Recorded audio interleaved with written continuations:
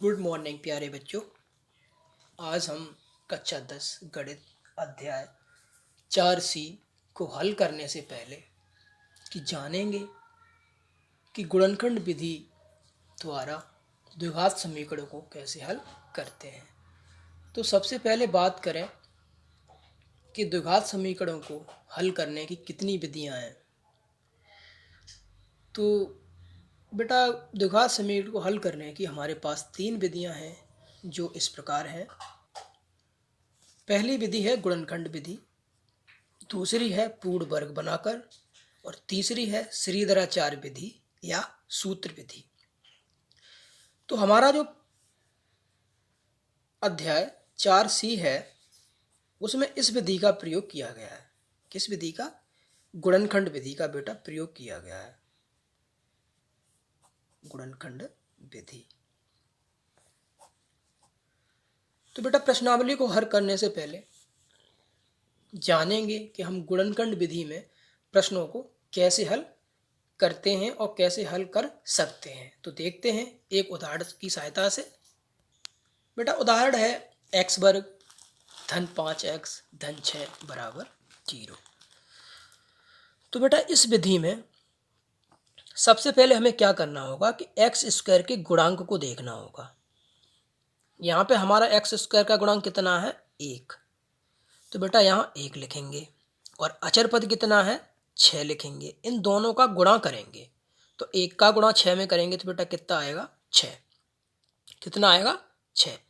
अब जो भी हम एक्स स्क्वायर के गुणांक और 6 जो भी अचर पद है इसका हम गुणा करेंगे, जो आएगा उसका हम लोगों को बेटे गुणनखंड करने होंगे। तो 6 को हम 2 से काटते हैं तो 2 तिया 6 और 3 एकम 3। तो गुणनखंड कितने आए? एक तो आया 2 और एक आया हमारा 3। इतना करने के बाद इस मध्य पद को हम बेटा तोड़ेंगे।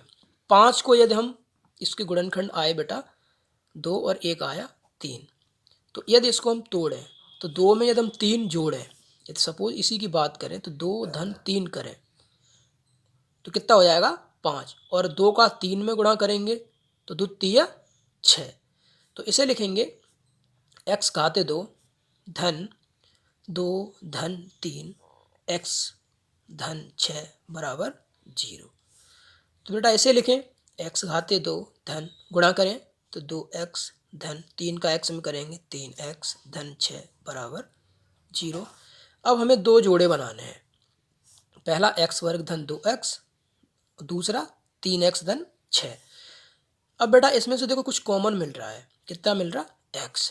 तो x घात 2 में से एक x कॉमन आया तो कितना मिलेगा? x धन, यहाँ बचेगा 2 धन, यहाँ से और यहाँ से बेटा 3 कॉमन मिलेगा तो हमें मिलेगा x धन 3 कॉमन लेंगे 6 में से तो 3 का भाग 6 में लग जाएगा तो कितना आएगा? 2 बराबर 0।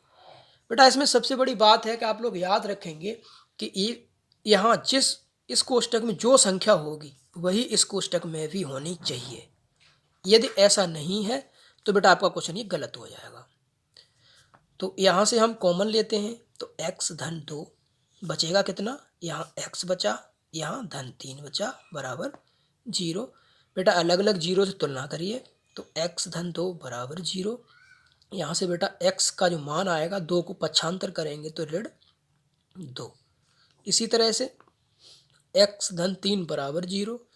3 को बेटा पक्षांतर करिए तो x बराबर ऋण 3। तो x के जो मान आप लोग निकाले वो निकाले ऋण 2 और कितने निकाले? ऋण 3। और यही मान इस समीकरण के हल हैं। तो गुणनखंड विधि से हम किसी भी प्रश्न को इस तरह से हल कर सकते हैं। एक उदाहरण और देखते हैं, चलते हैं उदाहरण नंबर 2 की तरफ। तो बेटा दिया है x घाते 2 धन 7x धन 12 बराबर 0। तो इसको हल करें तो इसका गुणांक अभी बेटा कितना है? 1। इस 1 का गुणा हमें अचर पद 12 में करना होगा तो 1 का गुणा 12 में करेंगे तो बेटा कितना आएगा? 12। इतना करने के बाद यहाँ जो संख्या आएगी इसके हमें गुणनखंड करने होंगे। तो 12 के बेटा गुणनखंड करेंगे तो 2 से काटें सर्वप्रथम तो 2 छक्के 12, 2 तिया 6 और 3 एकम 3। तो हम 12 को लिख सकते हैं 2 गुणे 2 गुणे 3।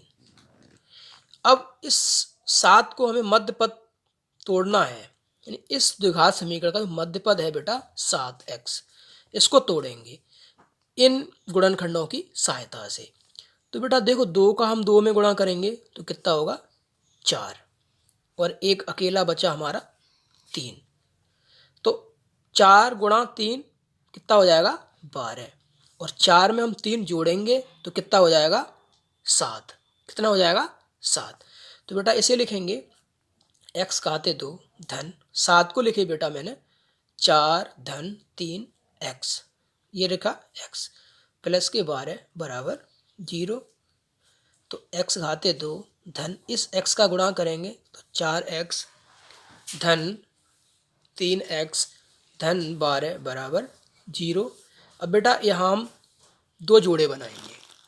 अब क्या करना है कि इन दो संख्याओं में से देखो कुछ कॉमन मिल रहा है, x मिल रहा तो x कॉमन लिया, बचा कितना x धन 4 धन यहाँ से बेटा हमें 3 कॉमन मिल रहा, तो यहाँ x धन 12 में से 3 कॉमन लेंगे तो कितना बचेगा 3 का बेटा 12 में भाग लगाइएगा, तो 3 चौके 12 बराबर 0। तो याद रखना है कि यहाँ जो संख्या होगी वही यहाँ पे भी होनी चाहिए। तो इसमें से हम कॉमन ले रहे हैं x धन 4, तो यहाँ बचा बेटा x और धन 3 बराबर 0। अलग अलग 0 से तुलना कर दीजिएगा, तो x धन 4 बराबर 0, तो x बराबर पक्षांतर करेंगे बेटा तो माइनस का 4, और x धन 3 बराबर 0, तो इसे पक्षांतर करेंगे तो ये आ जाएगा ऋण 3। तो इसलिए x के जो आप लोग मान निकाले हैं वो निकल के आए ऋण 3 और ऋण 4। तो ये प्रश्नावली 4C को कल हल करने से पहले उसकी एक रूपरेखा थी बेटा। मिलते हैं प्रश्नावली 4C में।